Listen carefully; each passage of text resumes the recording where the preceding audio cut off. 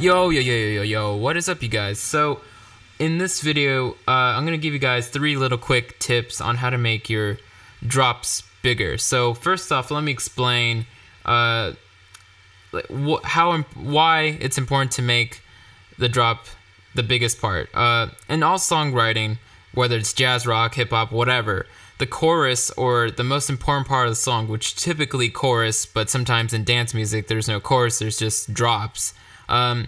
Whatever the most important part of your song is, in any song structure, that should technically be the loudest part of your song. That's the part that, you want the most attention to be given to. So, typically, the easiest way to make those parts stand out is to make them louder. So, I guess that's tip number 1. So if you want your drop to be bigger, then either make everything in your song slightly quieter by a dB or 2, and then have your drop at the full volume, or you could just increase your drop section by like 3 dB.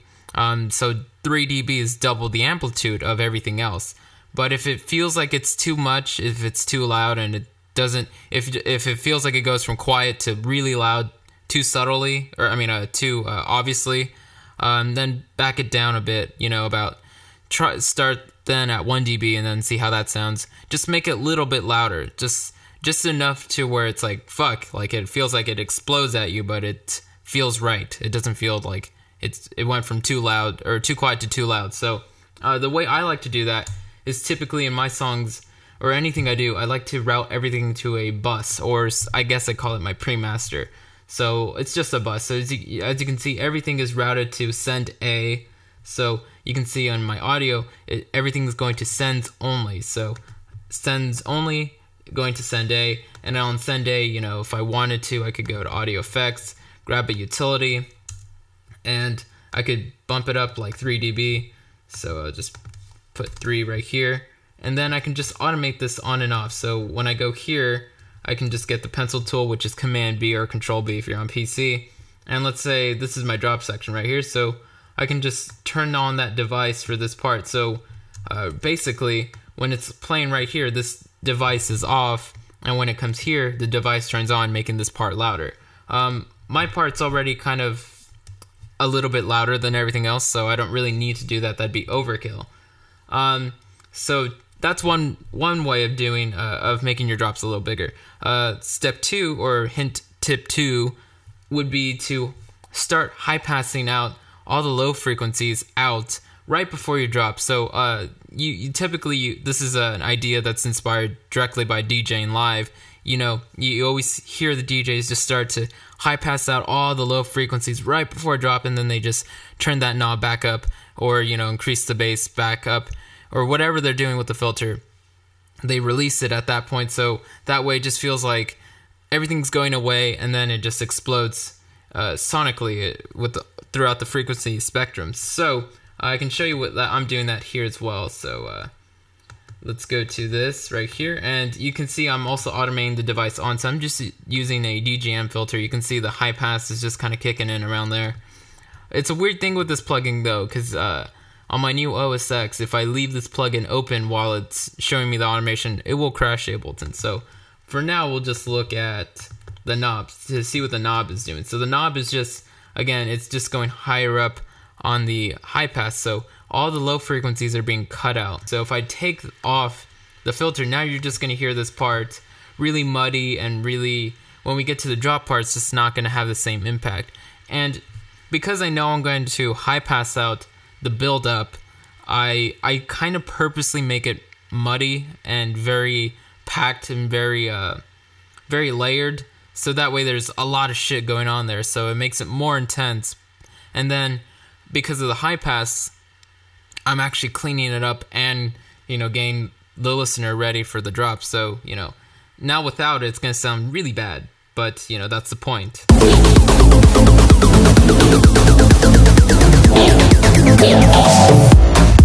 Now let's quickly listen to it with it on.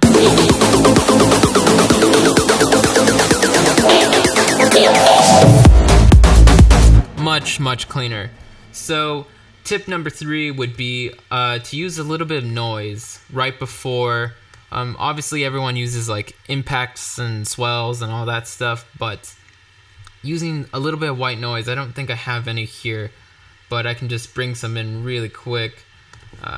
So let's just make a new track here. So the whole idea of white noise is that right before the drop, if you have some white noise, it's kind of tricky, but white noise, you can either have it in the drop to make it bigger, so no white noise before, and then white noise right in the drop, so that way it's filling up all these little in-between areas of the frequency spectrum. Or you could have it right before the drop, and then none in the drop, so that way it feels like it's clean. So it really depends what you want to do, so we'll experiment with that. So let me just get some white noise that I already have bounced for myself. So let's see, we'll go with some flangered. And white noise, again, you don't want to have it too loud, so 40 dB should be okay. So that's all it sounds like. We'll mix it louder so it's easier to hear, since there's already a lot going on. Probably that's why I didn't include white noise, because there's already so much happening, but let's throw it up.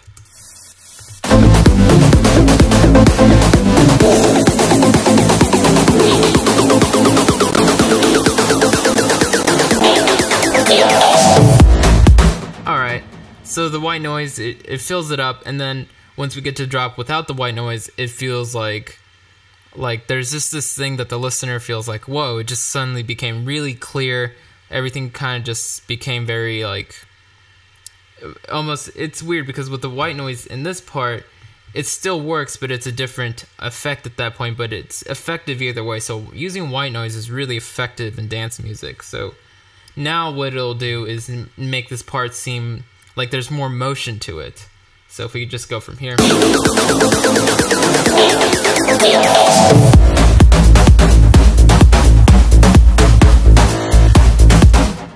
Let's get some sidechained white noise. So typically a good thing to do is get some to sidechain your white noise if you are going to use it in a part with kicks. So sometimes in builds you don't have any kicks going on, but it's okay.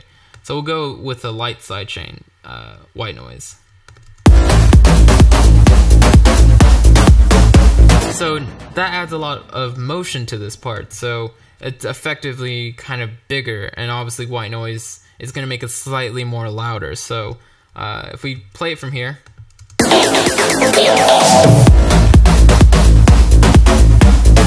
it's pretty awesome. So now if we inverse it to back here, and let's just do something like this.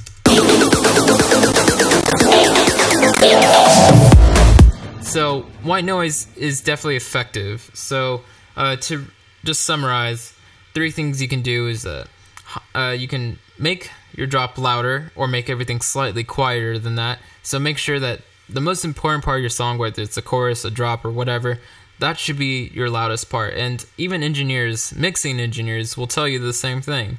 When they're mixing tracks in any genre, they always kind of make sure that the chorus, the most important part of the song, is the loudest.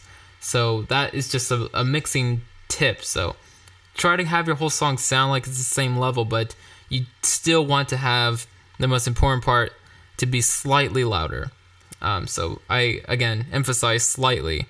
Tip number 2 is just to high pass everything out. So just like DJs do live, they just start cutting out all that low end right before the drop, and then drop it back in right as it starts. That's what you want to do. That's a really good tip. And then step number 3 is just play with white noise. Just find out how white noise can make some parts, add more motion to it to make it louder, or, build it up.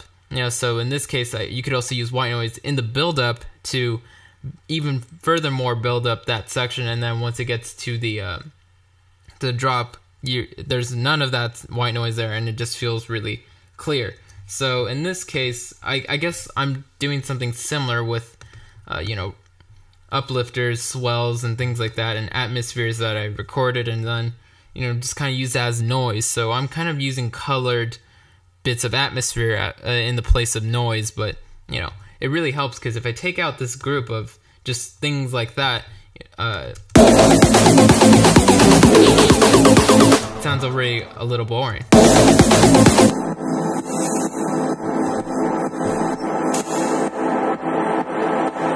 So that's what I'm using. So that's kind of my atmospheres, and it's not noise, it's not white noise, but it's kind of the same idea. In other tracks, I might not use things like this, and I would just use strictly white noise. So those are my 3 tips. Hopefully you guys like this, try it out, and thanks for watching, and lates.